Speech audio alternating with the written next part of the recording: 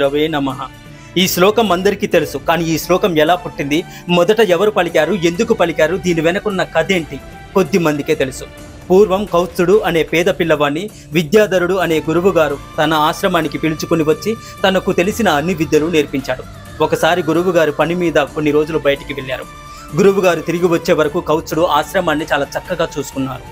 గురువు గారు తిరిగి వచ్చిన కొన్ని రోజులకు కౌత్సుడి చదువు కూడా పూర్తయిపోయింది. కౌత్సుడిని తీసుకువెళ్ళడానికి తల్లిదండ్రులు కూడా వచ్చారు. కానీ కౌత్సుడు తాను గురువు గారి దగ్గరే ఉంటానని, ఇంటికి రానని ఖరాఖండిగా చెప్పి తల్లిదండ్రులను వెనక్కి పంపించేశాడు. వాళ్ళు వెళ్ళిన తర్వాత గురువు గారు కారణం అడిగాడు.